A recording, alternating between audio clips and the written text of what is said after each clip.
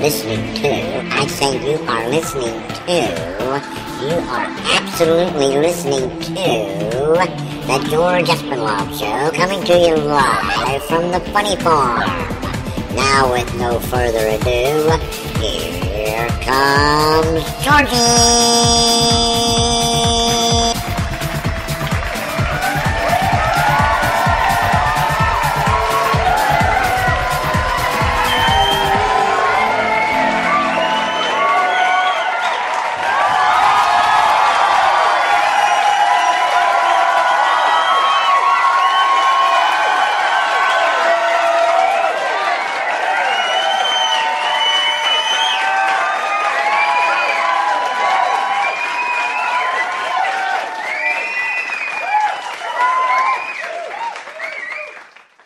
Wow.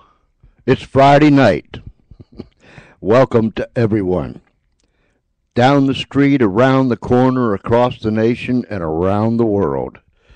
You're listening to the George Espinlove Show, coming to you live from the Funny Farm in a place called Our World.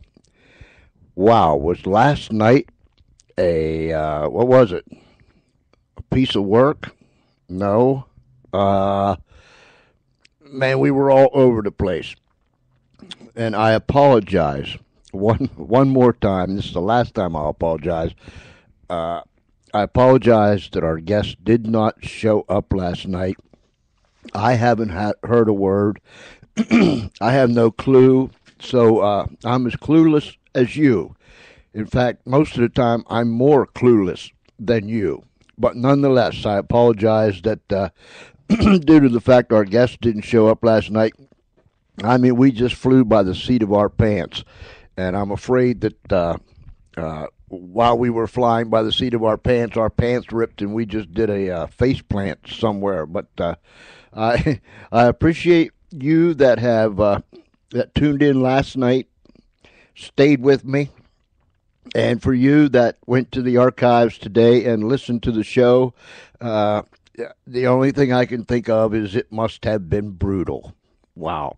But anyways, we'll try to do much better tonight because while I was out today, while I was out and about today, and I was riding down the road, I began to really, really think. Now, there's a lot of times that I get goofy.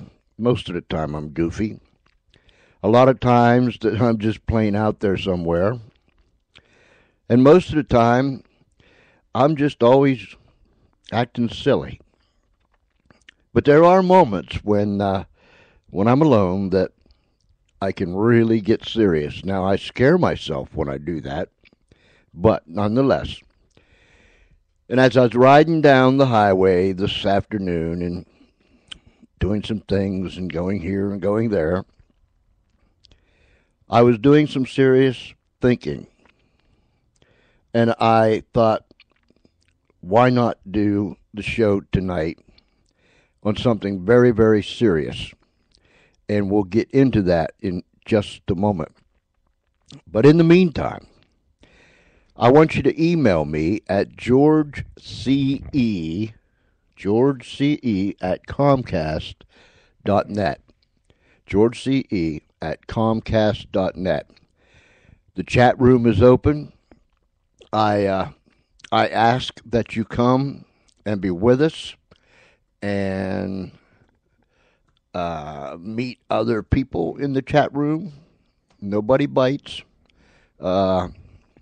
Even Jen, if she comes into the chat room, I promise you she won't bite your face off. But bring your raisins and come to the chat room and just spend some time with us.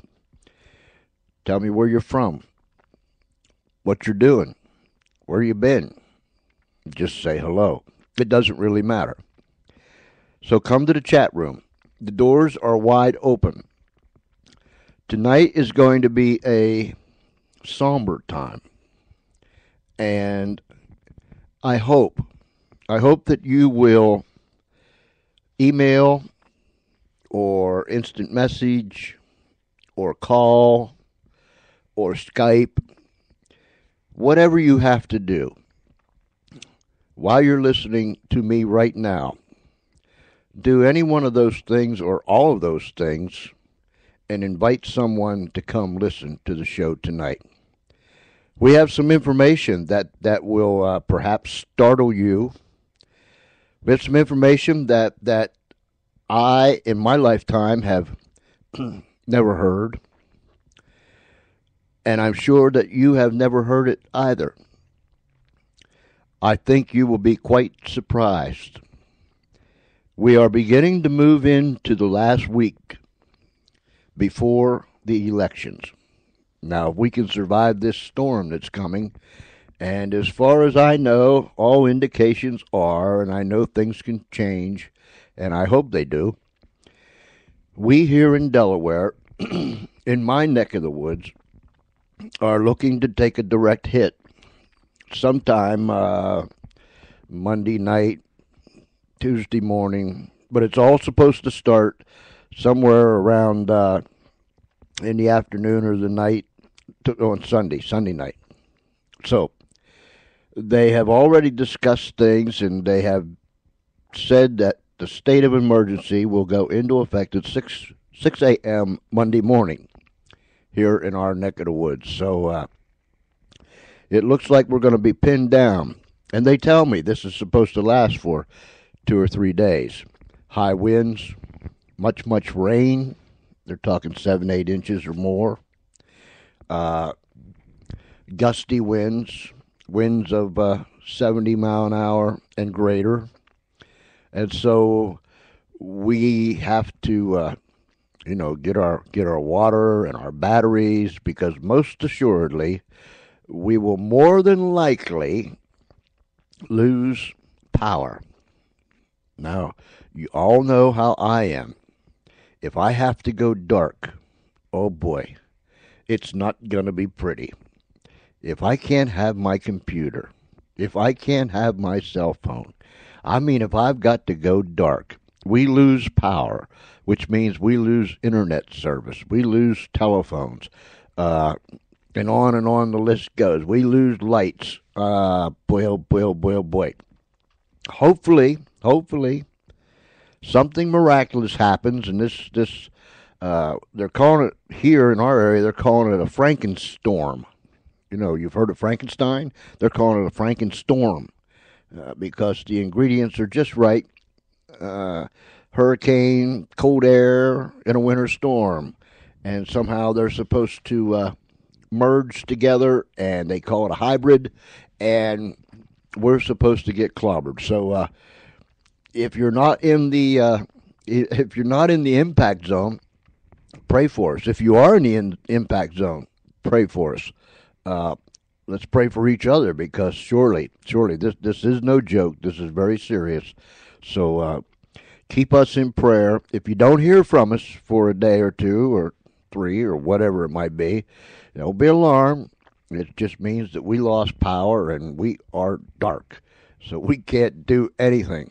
But we'll try to the best of our ability to stay safe and to stay up and running. So after I said all that, let me say this. Later on, we will go Skype. We'll open the Skype line and challenge you to give us a call by the way of Skype. And you can write this down, George.Espenlaub. George.Espenlaub. Espenlaub. George.Espenlaub is my Skype call. My Skype call in number. I'll get it right. I promise. And we'll open that up in a little while. We'll let you know when the coast is clear and you can Skype us. So come into the chat room. You can communicate with me that way.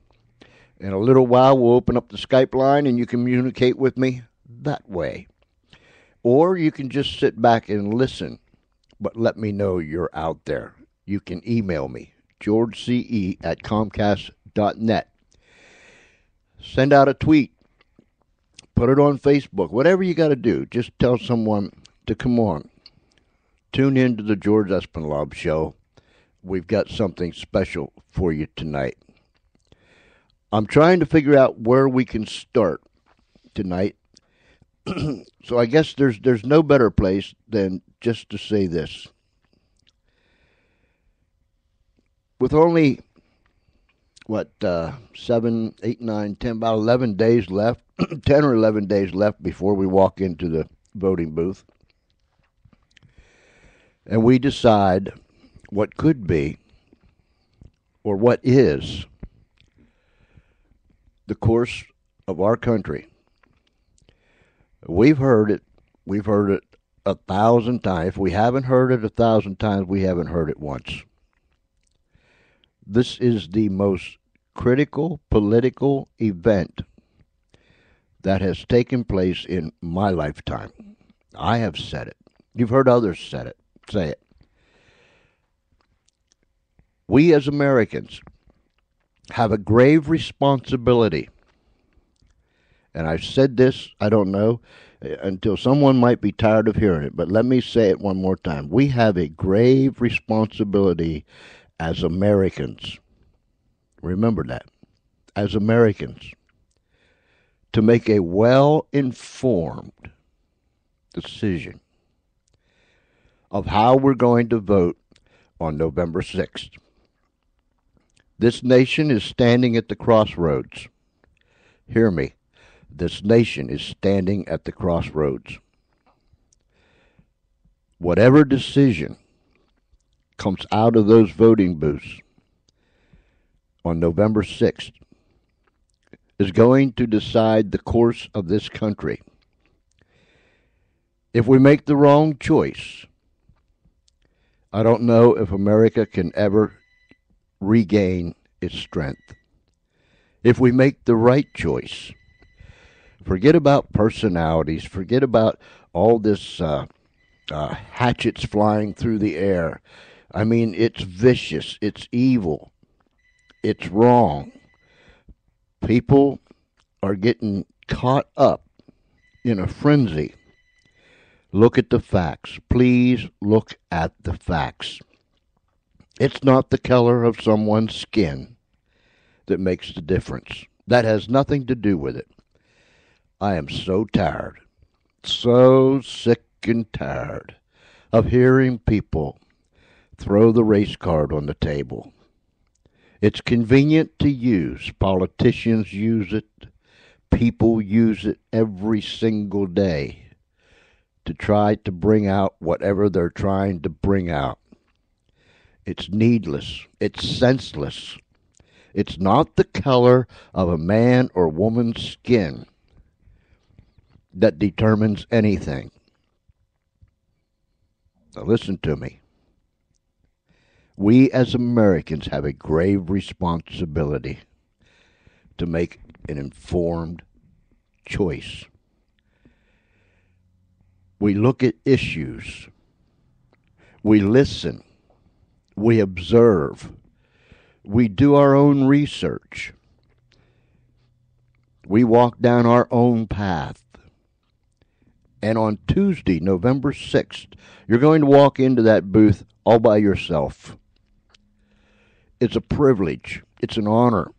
Men and women have died. Remember that when you walk into the voting booth. Men and women have died in order that you and I can have the privilege of casting our vote. When you walk in there all by yourself, forget about the pundits and the talking heads. Just remember, men and women have died that we might have the privilege to vote.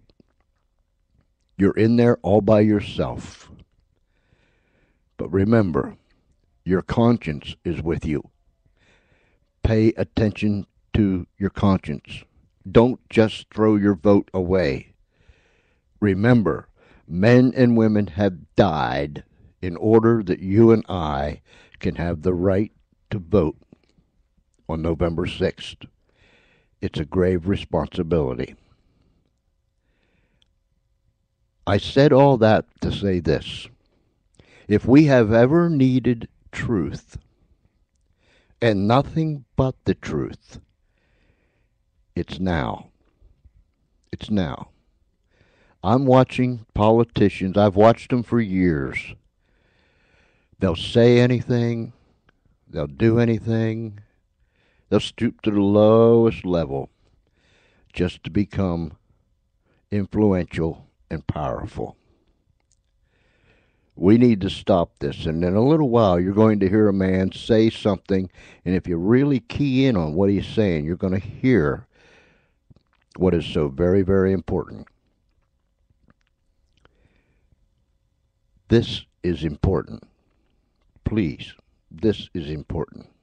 The truth. The truth must be heard. The truth must be told. And we must adhere to the truth. We might not like the truth. We might not like to hear the truth. It might sting. It might get under your skin. It just might make you downright mad. But still, whatever reaction we have from hearing the truth, we still need to hear the truth and nothing but the truth. This country was founded on solid ground. Let's stay that way. I know of no other way, no better way to start this show out tonight than by playing this. We all know it. You're going to recognize it. It's near and dear to our heart. And it's all right if you stand up. And it's all right if you put your hand on your heart. And it's all right if you stop doing whatever you're doing and pay attention to these words. You've heard them a million times. You've heard it at ball games, special events, parades, on the television. You've heard it over and over and over again. But still, ladies and gentlemen, there is nothing like our national anthem. Oh, say can you see by the dawn's early light what so proudly we hailed at the twilight's last gleaming, whose broad stripes and bright stars through the perilous fight o'er the ramparts we watched were so gallantly streaming, and the rocket's red glare, the bombs bursting in air, gave proof through the night that our flag was still there. Oh, say does that star-spangled banner yet wave o'er the land of the free and the home of the brave.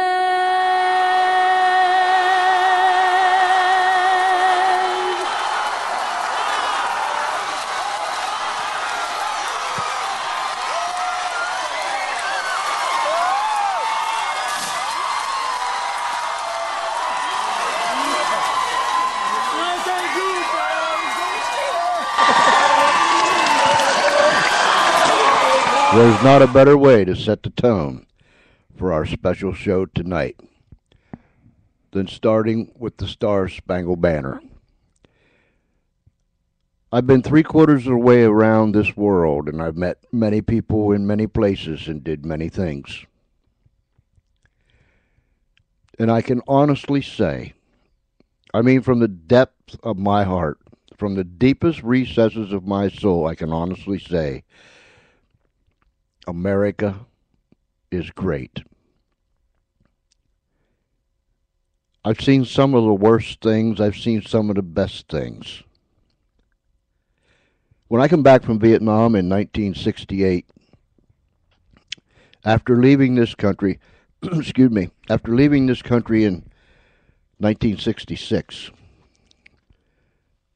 spending a tour and a half, doing a tour and a half in Vietnam, when I come back in 1968, June of 1968,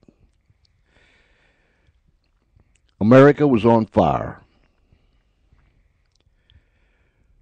If you wasn't in that time period, then I'm afraid you're going to have a little hard time realizing and grasping what I'm saying. Demonstrations in the streets. Young men burning their draft cards. People burning the American flag. National Guard was called out. The major cities was on fire. And when I stepped off of that airplane in June of 1968, after spending 19 months in combat, this was just a little bit too much for me to grasp. We called this the world.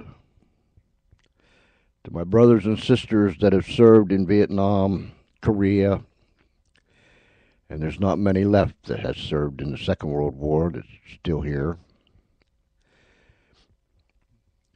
But they know what I'm talking about. When we were over there, we said when we get back to the world, we're going to eat spaghetti and we're going to dance. Some said when I get back to the world, I'm going to sleep for a week. We all had plans, but we called this the world. This was the world. America was the world. We had spent our time somewhere else. But if we were fortunate enough to make it back to the world, we all had plans. And when I came back to the world, I was shocked. I just left the combat zone. I didn't need to come home to one. There was no bands, there was no crowds cheering, there was no parades. We were looked upon with scorn. Some were spit upon. Some couldn't handle it and did some bad things. This country was torn apart. And I watched it. And I was part of it. I heard the sounds. I smelled what it smelt like. I listened to the talk. I seen the division. I seen the hatred. I seen men and women that just didn't know which side was up. But you know, we made it through. We made it through. Every time there's been a crisis, this country has made it through. And only by the grace of God have we made it through. We need the truth. We need the truth. The whole truth and nothing but the truth. The only way our nation is going to survive, the only way our nation is going to raise its head, rear back her shoulders, and stand proud, is that we tell the truth and nothing but the truth. I guess I'm taking a long way around, but what I'm trying to tell you is that when you walk into that voting booth on November 6th,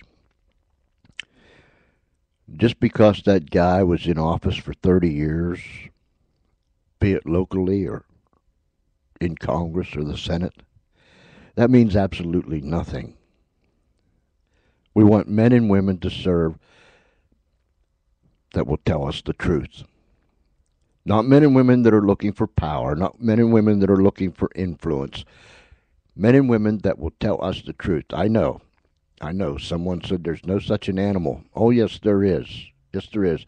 I still believe that there's good men and there's good women in this country that will stand for the truth. But we have to stand. We have to insist. We have to demand. That's what we have to do. We have to demand. We, the people, need to tell them that we demand the truth. I'm not worried about your political career being in jeopardy. I could care less about that. You stand and tell the truth. I don't care if you think it's political suicide. You stand and tell the truth. You show me a man, you show me a woman that'll stand and tell the truth, regardless of how painful it might be, regardless of what it might cost them. And I'll show you a man and a woman that can stand against anything. Just tell me the truth. We need to demand it.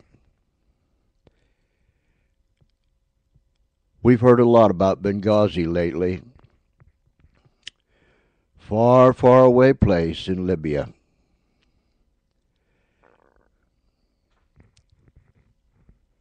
But it affects us here. In Benghazi, on September 11th, we lost 4 people. 1 being the ambassador, and 3 others. And for the longest time, we were told that it was all because of a movie that someone made that insulted the Prophet Muhammad. We were told that. Why we were told that, I have no idea. Am I being political? No. I'm just trying to get a point across. This is just one example. We must tell the truth. I found something today. I found it on the Glenn Beck website. Now, I don't much care if you care for Glenn Beck, you love him or you hate him. And I'm not particularly concerned with what Glenn Beck had to say. But I am concerned with what the father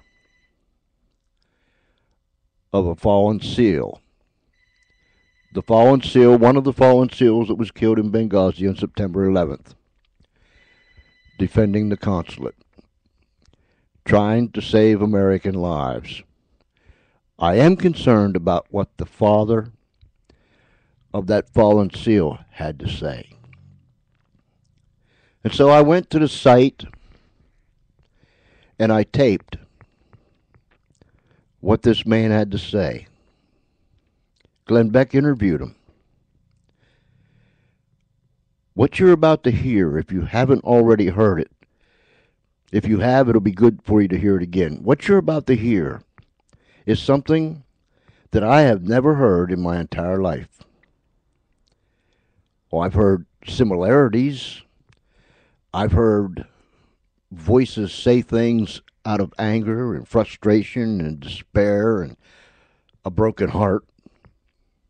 But what you're about to hear and what I heard, I'd never heard it before. Here's a man that can get absolutely nothing out of this. He's a grieving father. And I want you to hear what he said. We need to hear the truth, whether you like it or not, whether it hurts, whether it stings, whether it just makes you downright mad. That's just a reaction. But what you need to do is you need to hear the truth. Now, before I play this, let me say this. This man has nothing to gain. Nothing to gain. He isn't interested in having 15 minutes of fame. He isn't interested in being angry and displaying his anger publicly. He's not interested in any of those things. And he was determined that he wouldn't speak out. But when things started to take place and things started to leak, and all of a sudden telltale signs started to pop out. Didn't your mama ever tell you, if you lie, sooner or later it's going to come out? And you know what? We've all lied. We've all tried to cover it up. We've all tried to say, I didn't do it. From the smallest thing, stealing a cookie, taking a dime, piece of candy. I didn't do it. He did it. I didn't do it. She did it. Well, he made me do it. I don't know what you're talking about. We've all done it. We've all done it. But when it comes to someone's life, I wonder how in the world could we have drifted so far? I want you to hear this. When I turn this on, when I play this, the volume's going to be loud, so you might have to adjust your sound on whatever device you're listening to. But then you might hear a little ding, and that was me adjusting sound when I was doing the tape this afternoon. But I want you to listen to this. This is Mr. Woods, the father of a fallen SEAL in Benghazi, way over there in Libya, September 11th. Listen to this. Earlier today, I heard that a friend of mine, Lars Larson, had the father of the Navy SEAL, Tyrone Woods, one of the Navy SEALs that was killed in Benghazi, on the phone. And I listened to him. And the guy seems apolitical on this. It's about his son and the truth. Now, he's had a remarkable experience. Not only is his son a hero, and he is, and I'll explain that here in a minute, but also he's had a remarkable experience because when they brought his son home, his body, he was there at Andrews Air Force Base and had a chance to talk to President Obama and Hillary Clinton. Charles Woods is on the phone with us now. Charles, how are you, sir? Thank you, Glenn. First of all, I want to say you are a man of integrity, and I appreciate what you're doing. Thank you, sir. I'm sorry that we are talking in these circumstances, and I feel strange because I've been... You listen to the show, and do you watch the show or just listen to it? Well, by way of background, as you know, my family and most of the families involved had made the decision not to make public statements. I hadn't listened to your show, quite frankly, for several months. Sorry about that, Glenn. That's all right. But over here in Kona the other morning, I just happened to, at random, listen to your voice. And you released the information that the White House, within minutes of the attack, watched in real time the events unfolding. They denied the pleas for help, and they watched my son die. As a result of that, when I got back to the condo, I tried to call you. Sorry, you didn't answer. And instead I called Lars Larson, since I have been from the Portland area. I'm glad you got a hold of somebody. I honestly, we didn't reach out to any of the family members because I'm not going to intrude. Thank you for your respect. But I will tell you that I heard your story today, and I was quite amazed because the first part when you talk about being with President Obama that day, maybe somebody can misread it, and maybe he was being awkward or whatever. But tell your point of view and your perspective on when you met President Obama. Okay, as you probably know, I'm a retired attorney. For 6 years, I was an administrative law judge. And, during the several thousands of cases that I heard, my job was to decide who was telling the truth and who wasn't. You heard the clip that I said that there were 4 pods at Andrews Air Force Base with the 4 different families. And when he finally came over to where we were, I could tell that he was a rather conflicted person who was not at peace with himself. And, he shaking hands with him, quite frankly, was like shaking hands with a dead fish. His face was pointed towards me, but he would not look me in the eye. His eyes were over my shoulder, and not in a forceful voice. I'm really sorry about this, Mr. Wood. That was not the way he did it. And I could tell that he was not sorry. He had no remorse. I also mentioned with Hillary, that before you go on to Hillary, because what she said, I think, is extremely important. But how do you know that? I mean, have you given enough thought? I'm trying to give the president a benefit of the doubt, and I really, quite honestly, I despise this man. But let's be honest and give him the benefit of the doubt. Anything, Glenn. How do you? What makes you think that he? I mean, look. I have to be with a guy who just received the Congressional Medal of Honor in about an hour from now, and I have to introduce him. And I said to my staff, they said, "Hey, you're going to introduce this guy?" And I said, "Why would you do that?" And they said, "We thought you would love that." And I said, "I hate introducing these guys because I am so uncomfortable being in front of these guys who are such heroes." Now, people will see my awkwardness around people like that, even like Marcus Luttrell or your son, and they might take it one way when really it is just that I'm so humbled by them. So what makes you think that the president just was not sorry? Demeanor, sir. Let me say something else, and I'll ask you this question. Are these the words of someone who's really sorry? The vice president was also there. He came by and he introduced himself. This is before the president came by. He came over to our little pod of people, and he said, "I'm Joe Biden." And then he said, "I'm quote unquote." I'd received one of these quote damn phone calls when he had lost a family member, and then about a half hour later, he actually came over and approached me, and these are the exact words he said. "I do not speak like this." Quote says in an extremely loud and boisterous voice, he said, "Did your son always have balls the size of cue balls?" I will ask you the question. Is that the voice of someone who is truly sorry? I don't know. Maybe he was. I don't know. Okay. And okay. I don't want to judge. Okay. Okay.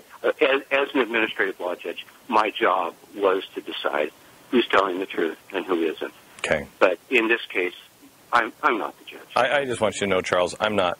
I just want to give the benefit of the doubt to everybody. Okay, and I would give the benefit of the doubt too. That's why I was so quiet and chose not to say anything until you made public this information. Yes. Regarding that. And here's the part. I'm conflicted about making a statement. I originally vacillated and was not going to. I talked with my wife over in Oregon this morning, and she said that it would be good for me just to write my thoughts down and to make a statement. And Glenn, if I could I just read this to you? It'll take less than a minute. Sure. Okay. I want to honor my son, Ty Woods, who responded to the cries for help and voluntarily sacrificed his life to protect the lives of other Americans. In the last few days, it has become public knowledge that within minutes of the first bullet being fired, the White House knew that these heroes would be slaughtered if immediate air support was denied. Apparently, C-130s were ready to respond immediately. In less than an hour, the perimeters could have been secured and American lives could have been saved. After 7 hours of fighting numerically superior forces, my son's life was sacrificed because of the White House's decision. This has nothing to do with politics. This has to do with integrity and honor. My son was a true American hero. We need more heroes today. My son showed moral courage. This is an opportunity for the person or persons who made the decision to sacrifice my son's life to stand up. Glenn, I hope I'm not coming across too strong. You're not.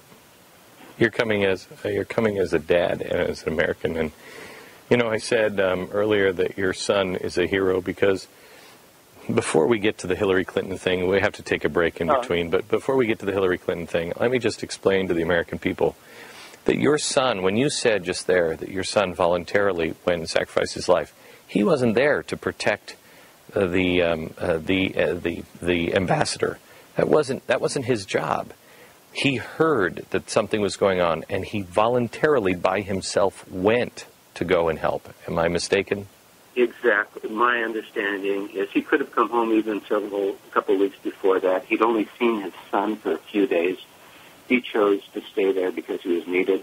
And when he heard the cries for help at the other location, he voluntarily, without checking with the chief of staff or anyone else, he voluntarily ran through the enemy forces and protected those people in their location, even though he risked his life doing it. Charles, this is what I have been trying to say as I've been talking about this for the last 6 weeks, that is what Americans do. We run He in... was a true American hero, and we need more American heroes. We do. Okay, if you'll hold on just a second, we have to get back to what Hillary Clinton said to you, because America, there's two things that you have to know, and it's not whether the president is sorry or anything else. It is this. They did have the live pictures. They watched this happen. And then the cover-up. They watched it happen, did nothing about it. They could have. And then the cover-up.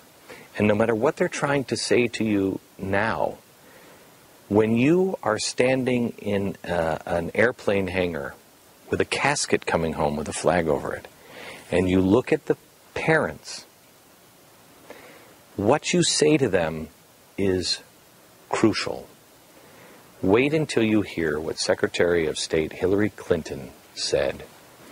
Back in a minute. And there. Now listen to me. I want to say it one more time. It doesn't matter to me, one way or another, the things that Glenn Beck said. What really matters to me, what struck me, is what the father of the fallen SEAL said. Now, do you see it on the mainline media? Are they covering this story? No, they're not. Do you see it splattered across the headlines in all the newspapers? No. It's like somebody tucked it away, slid it underneath the rug, and just hope we can get by. I think this is something that we need to tell people. That's why in the beginning I asked you, and I'm asking you again, please, whether there's 500 listening or 5 listening or 5,000, whether you're down the street, around the corner, across the nation somewhere, or around the world on the other side of the planet, truth is for all people. Red, yellow, black, white. Truth is for all people, and nothing but the truth. I'm asking you, please, email, tweet, instant message, call, tap on the walls, knock on the pipes, whatever you have to do. But please, tell somebody. You tell somebody, and then you tell them to tell somebody, and somebody else will tell somebody, and before you know it, this thing will catch fire. We need to hear the truth, and nothing but the truth. So please, now that you've heard it, make sure that someone else hears it. If they can't listen to it now, tell them they can hear it later. It'll be there. But please, in order that the truth can be heard, this is a man, this is the father of a fallen Navy SEAL who gave his life, who sacrificed it all in Benghazi, Libya on September 11th. He answered the call for help. There was a call put out for help, but no one gave the orders to help. This grief-stricken father stands and tells the truth, and he explained, he had no intentions of doing any public speaking all the families agreed, will not speak in public about this until he heard and understood and realized that this was being swept under the rug. This was being presented as something else that really wasn't the truth. Now, what can the administration do about it? And listen, I don't care what administration. There's been bad Republicans, there's been bad Democrats. I'm talking as an American. This is criminal. What if that was your son who gave his life protecting other Americans? The call went out for help, but no orders were given. And then there was the lie, the cover-up. You call it what you want, but it was everything but the truth. We must have the truth. Nothing but the truth. Someone needs to be accountable for this terrible, terrible travesty. Someone needs to be responsible. You don't seem to me, the mainstream media is not saying anything. We the people, and one more time, please listen to me one more time. And you know I'm not usually like this. I'm laid back. I carry on. I have a good time. I like to laugh. But listen, this is very somber. This strikes you at the heart. Be you Republican or Democrat or Independent or Libertarian or whatever you want to go by. Whatever political association you hang your hat on, that has nothing to do with it. This is principle. This is the stuff. That's bad language. That's bad sentence structure. But this is the stuff that has gotten us into a mess down through the years. This is exactly the kind of thing that is swept under the rug. You heard the old saying, what you don't know won't hurt you? But woe be unto you when you find out. Yeah, what you don't know don't hurt you. And you better hope I don't find out. You've heard that. I've heard that. We've all heard that. Now, what will the administration do about this if they're faced with it? They can't say anything against the fallen SEAL's father. That would be inhuman. They couldn't continue to say that we said it way back in the Rose Garden, because they know that isn't true. So they're between a rock and a hard place. It's wrong.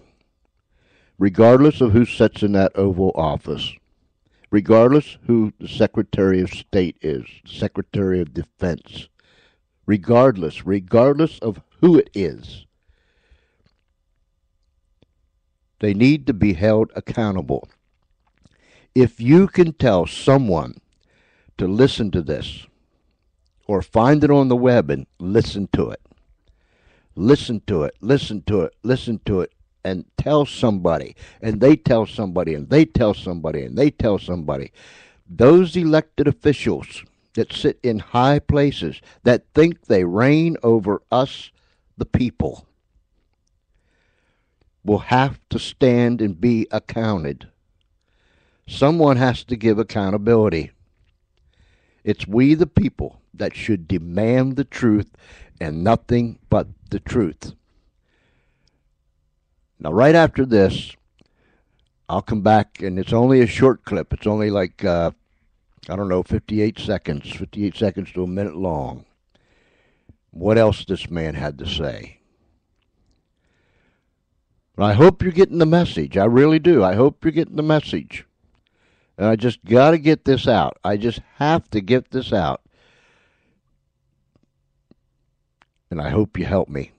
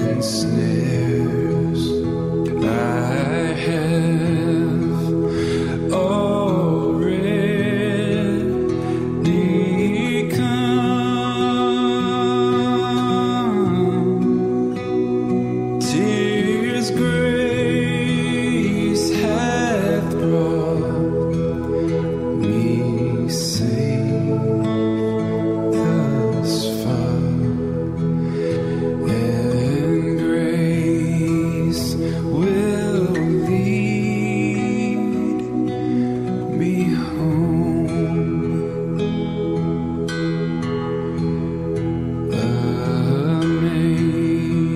Amazing grace, how sweet the sound that saved a wretch like me.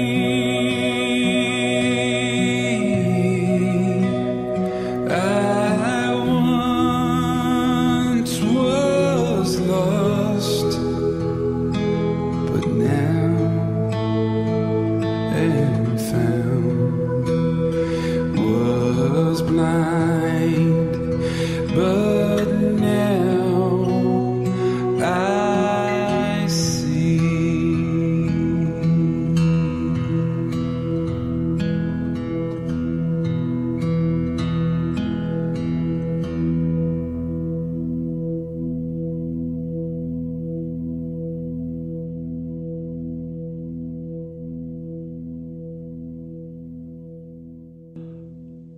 Do me a favor. Tweet someone. I just put it on Twitter. This is all I did. This is all I put on here. Let me read it to you. Special show at Spreaker.com/user/EspenBlog live now. If you're on my Twitter list or tweeter list, however you say it, and you get that, will you please retweet it so your people can get it? And will you ask them to retweet that and just keep retweeting it? Or will you get on Facebook and instant message someone or email someone or call someone or do all of it? Do all of it. Whatever you can do. You do all of it. Because we need the truth. We need all the truth, nothing but the truth, to make this nation great again. I'm asking you to do that. Mr. Woods, whose son was one of the fallen SEALs in Benghazi, Libya, September 11th, you heard what he said about the president and the vice president.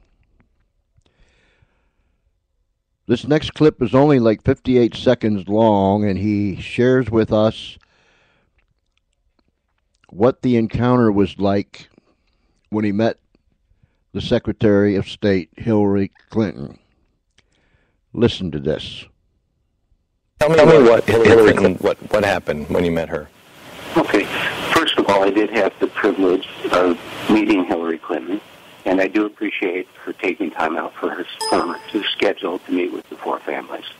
While we were in the pod over there with our family, she came up and shook my hand. I reached out and hugged her shoulder, and her countenance was not good.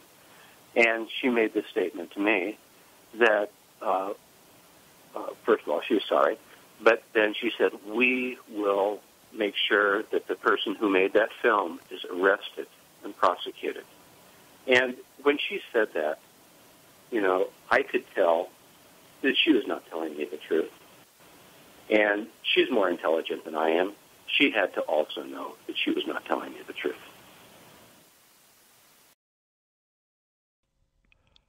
Can you imagine that?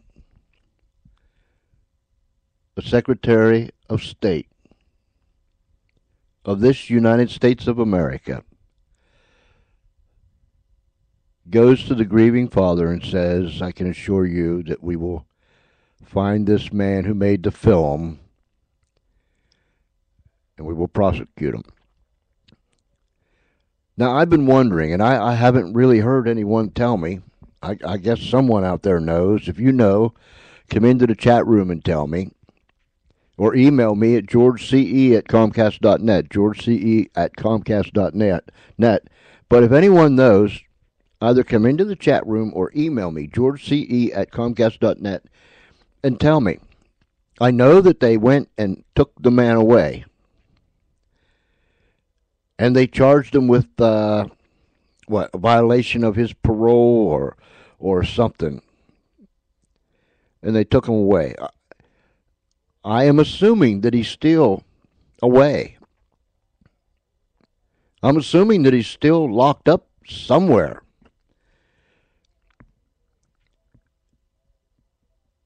They have him somewhere.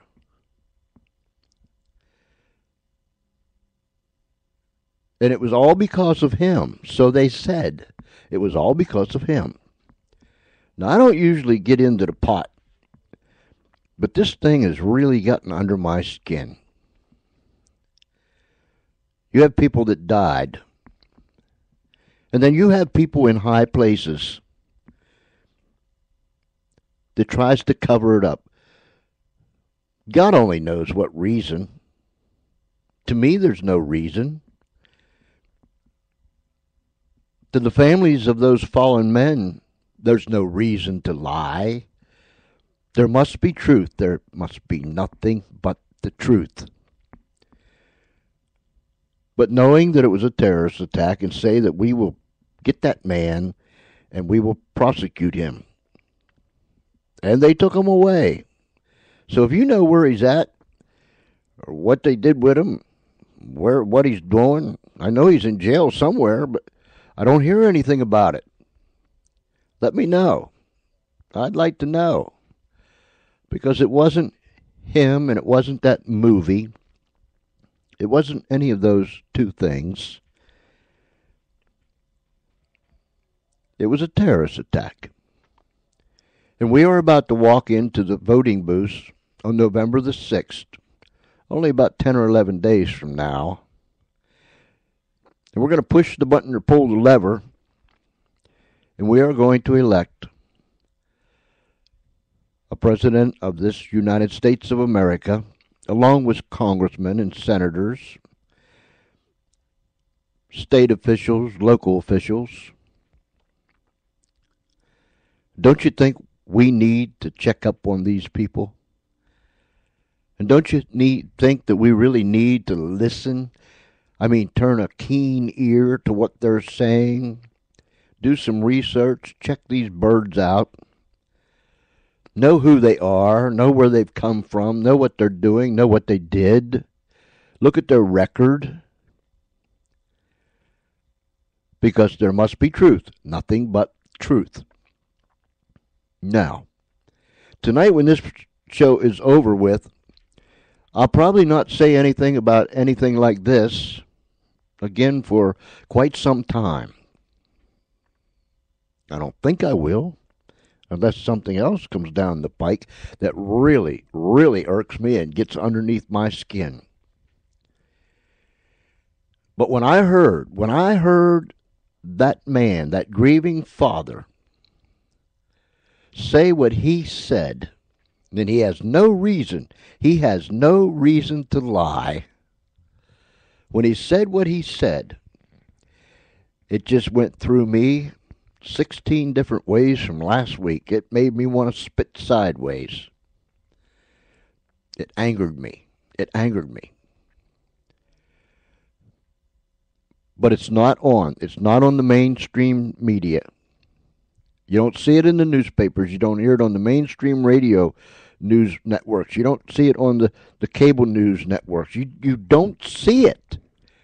That's why I'm asking whether there's 5 listening or 500 or 5,000, whether you're right around the corner, down the street, or across this nation, wherever you're at.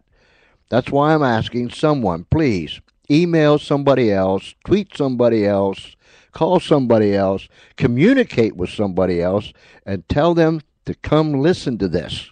Listen to this. If you don't want them to come here, then tell them to go on the net and find it somewhere.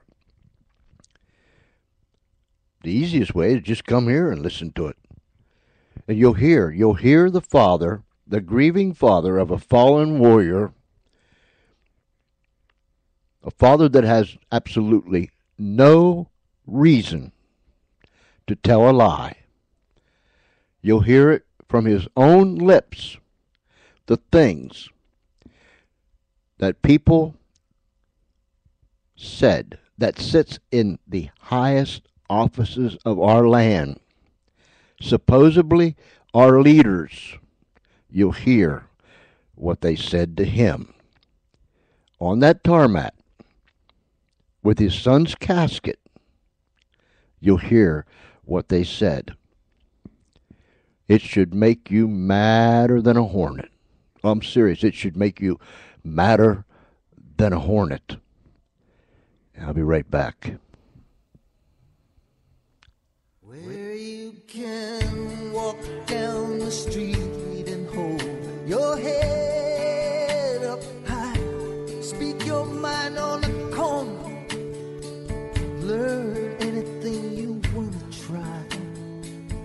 It's the land of the free, it's home sweet liberty. Thank God, thank God, I was born in America. Thank God for America. Ask anyone who's fled the tyrant's land. Ask anyone who lives beneath the iron hand what they would do if they could live like you and me. Thank God, if you made it to America. Thank God for America. It's my home, sweet liberty. Yes, it is. It's the land of the free. My country, 'tis of thee. Freedom, don't you waste it. Freedom, no, you can't replace it. America, can't find another one. America, it's the only one. My freedom, no, don't you waste it. It's your freedom, you can't replace it. America, can't find another one. And my grandma told me how she crawled beneath barbed wire trenches, past tyranny's defenses, and what it meant to see the freedom flame held high. I thank God I was born in America. Thank you, God, for America. It's my home, sweet liberty. It's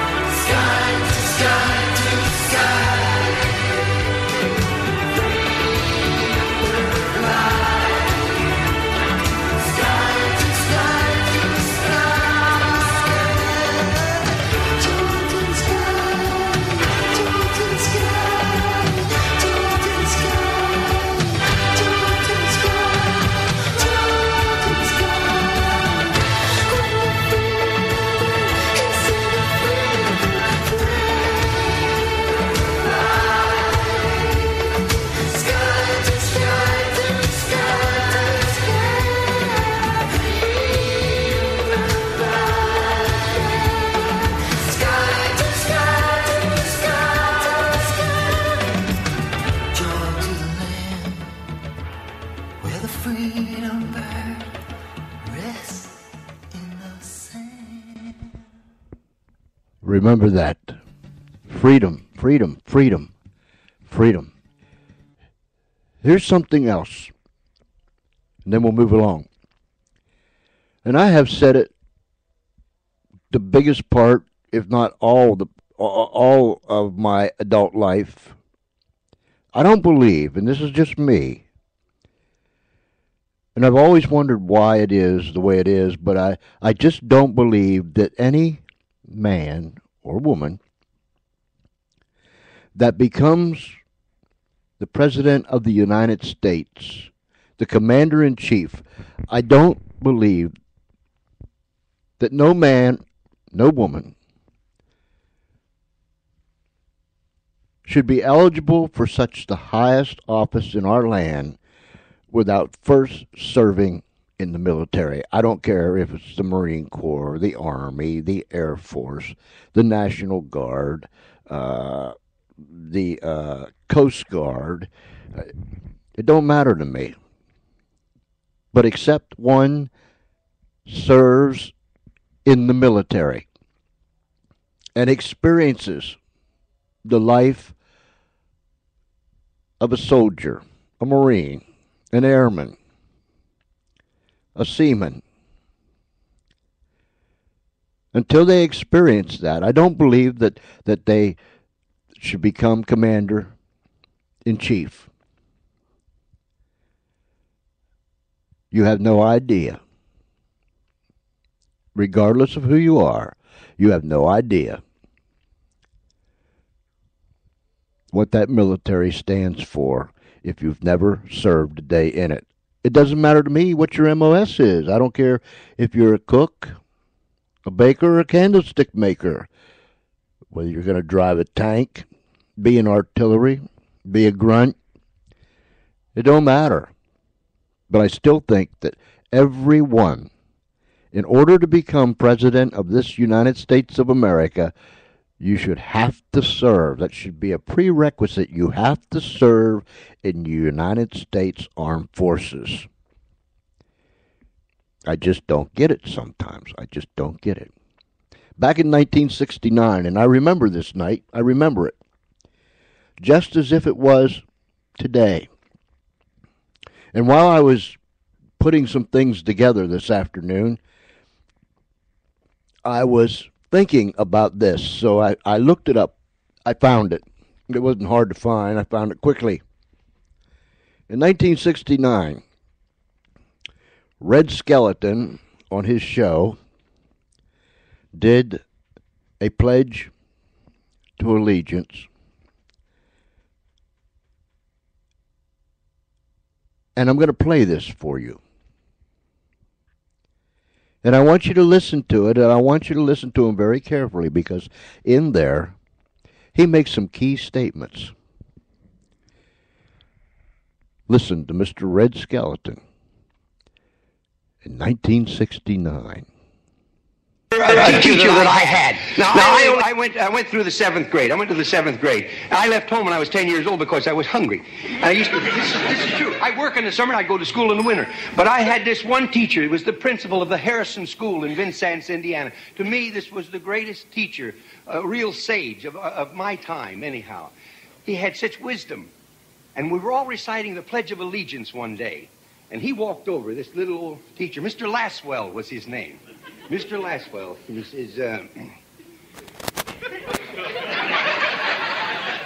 says, I've been listening to you boys and girls recite the Pledge of Allegiance all semester, and it seems as though it's becoming monotonous to you. If I may I recite it and try to explain to you the meaning of each word? I, me, an individual, a committee of one, pledge, dedicate all of my worldly goods to give without self-pity, allegiance, my love and my devotion to the flag, our standard, O glory, a symbol of freedom, Wherever she waves, there's respect, because your loyalty has given her a dignity that shouts freedom is everybody's job. United. That means that we have all come together. States, individual communities that have united into 48 great states. 48 individual communities with pride and dignity and purpose. All divided with imaginary boundaries, yet united to a common purpose. And that's love for country. And to the Republic. Republic. A state in which sovereign power is invested in representatives chosen by the people to govern. And government is the people. And it's from the people to the leaders, not from the leaders to the people, for which it stands. One nation, meaning so blessed by God, indivisible, incapable of being divided, with liberty, which is freedom, the right of power to live one's own life without threats, fear, or some sort of retaliation. And justice, the principle or qualities of dealing fairly with others. For all. For all. Which means, boys and girls, it's as much your country as it is mine. And now, boys and girls, let me hear you recite the Pledge of Allegiance. I pledge allegiance to the flag of the United States of America and to the republic for which it stands, one nation, indivisible, with liberty and justice for all. Since I was a small boy, 2 states have been added to our country, and 2 words have been added to the Pledge of Allegiance. Under God. Wouldn't it be a pity if someone said that is a prayer and that would be eliminated from schools too?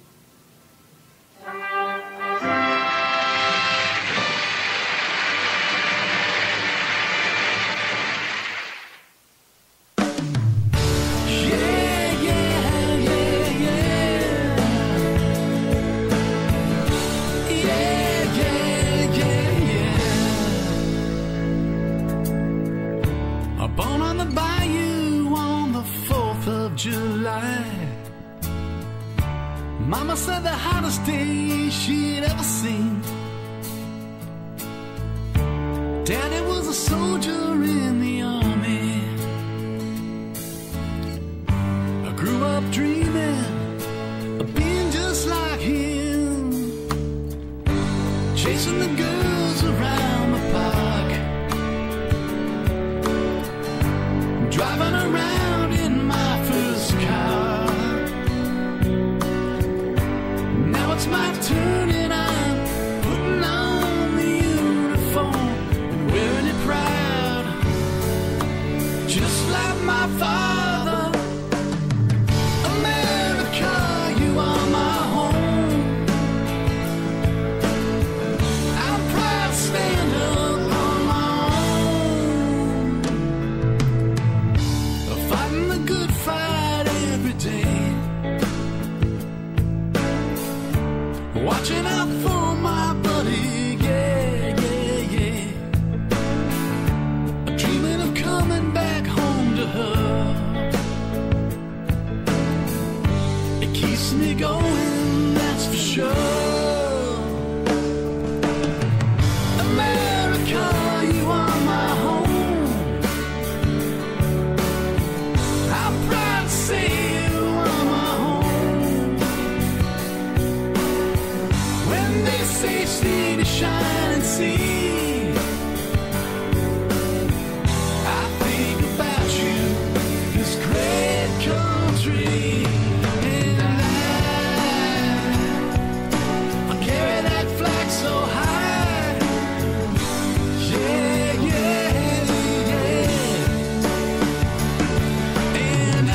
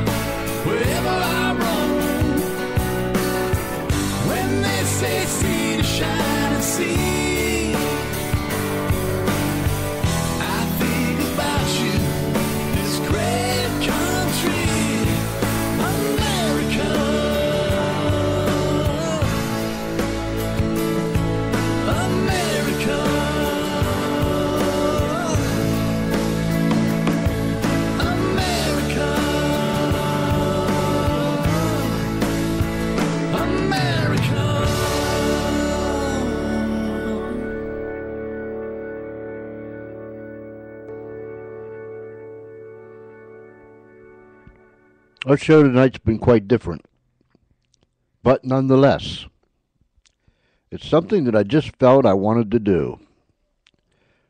I felt almost compelled to do it. But ladies and gentlemen, just remember what the theme of this special show was all about. There must be truth. Nothing but truth.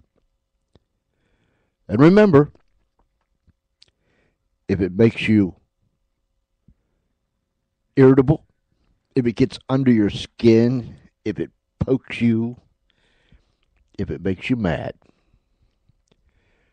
regardless of what it does, we still need the truth. We must have the truth. Nothing but the truth.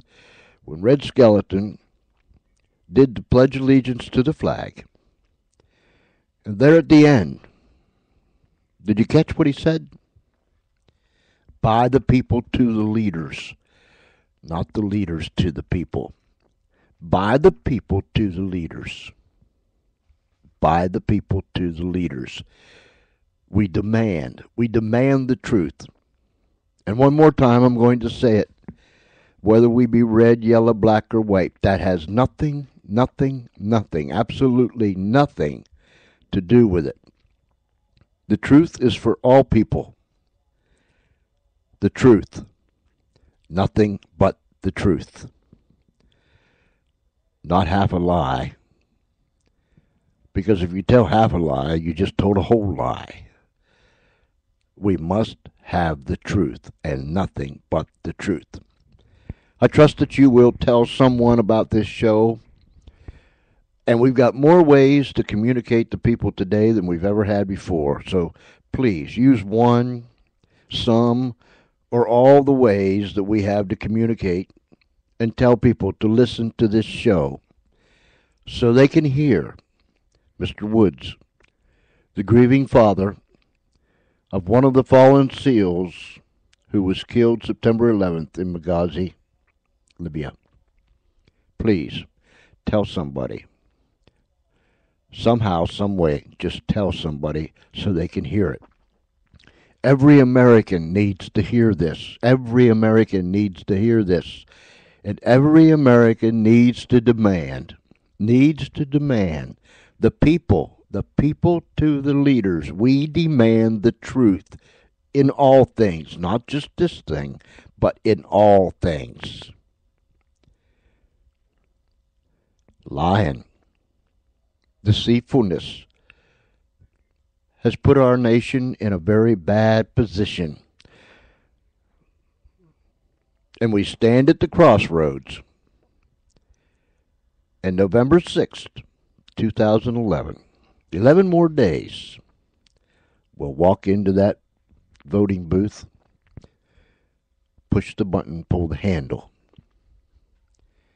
and we will vote for someone to lead us. We must demand the truth, nothing but the truth. We want answers. We want answers to every question. We put you in a place of responsibility. We put you in a position to lead. We put you in a position to represent us. We put you there. Now be accountable. Because if you're not, we'll remove you. And we'll put someone there that we think can do a better job. You know, like old Donald Trump. What is it? I've never watched it, but I heard people say it. You're fired. You're fired. Tell me the truth, nothing but the truth. You work for us, we the people to the leaders, not the leaders to the people. Remember that.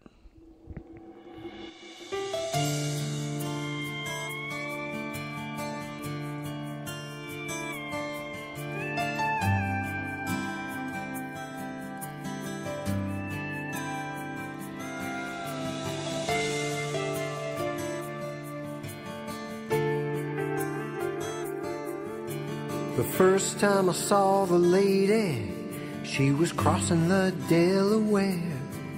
with a ragtag army out of Valley Forge and freedom in the air. The second time I saw the lady, she was on a Pennsylvania field, flying high against a rebel line in a charge that refused to yield. And she still stands for all that's true. Freedom from oppression, freedom of expression too. And she covers me and you, the beautiful lady, red, white, and blue.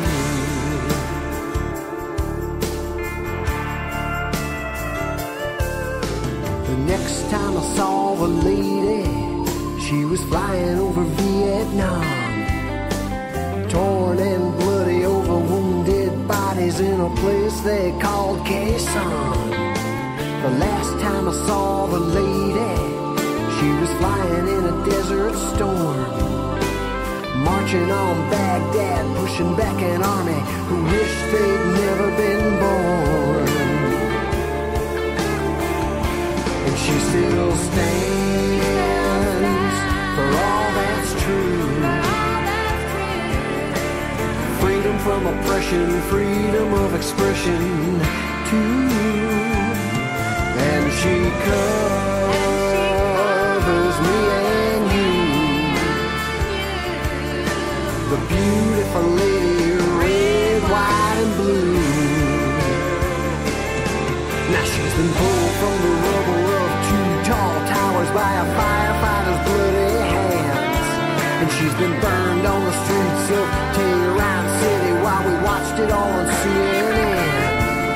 And I really don't care if you call me crazy, but I'll die with her in my hands, in my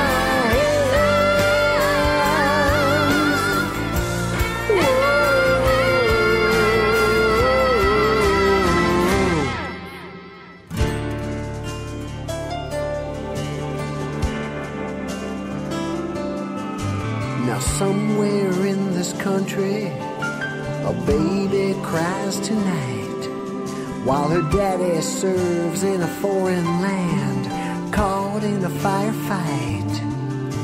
And if he falls in battle, defending me and you, heaven sees a soldier bleed, red, white, and blue. She still stands for all that's true.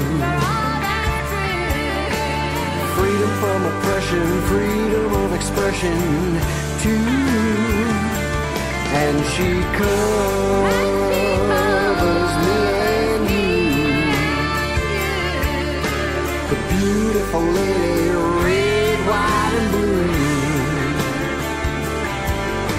The beautiful lady, white and blue. Beautiful lady, red, white,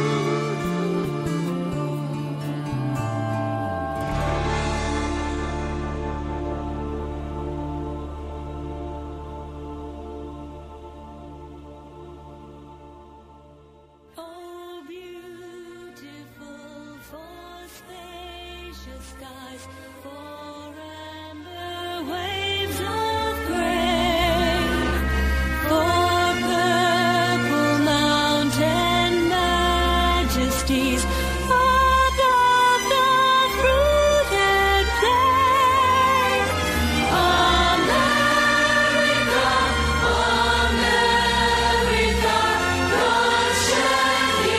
Grace on thee, and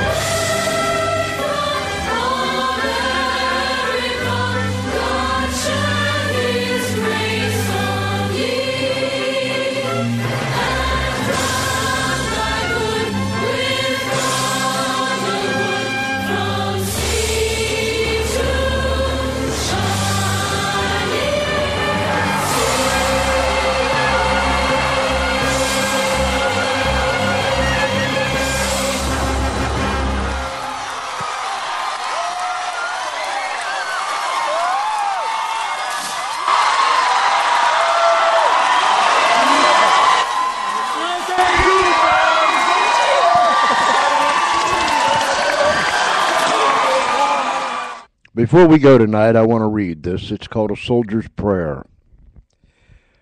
We've covered a lot of ground. Maybe some out there that listens to this radio show will think it's absolutely foolishness, but I don't care. And maybe there are others out there that thinks, well, you're just taking this a little too far. I don't care. And then maybe there's others out there that says you shouldn't get all excited. Just sit back and listen and watch. But I don't care. I want to say to all people that listens to this, to be silent, to remain silent, and not speak out when you see something that's wrong, something that isn't right.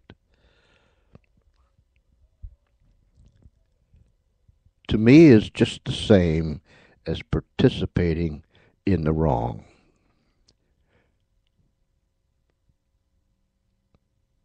This thing of, I don't want to get involved. I don't want to be singled out. I don't want to be looked at differently. I don't want people to talk about me. I don't want them to think bad about me. Jack, Jill, it's time to stuff all that stuff. Stand up tall. Rear your shoulders back. Raise your head. And be an American. There must be truth. Nothing but the truth. The soldier stood and faced his God, which must always come to pass. He hoped his shoes were shining just as brightly as his brass. Step forward now, you soldier. How shall I deal with you? Have you always turned the other cheek? To my church have you been true? The soldier squared his shoulder and said, No, Lord, I guess I ain't. Because of us who carry guns can't always be a saint. I've had to work most Sundays, and at times my talk was tough, and sometimes I've been violent, because the streets are awfully tough. But I never took a penny that wasn't mine to keep.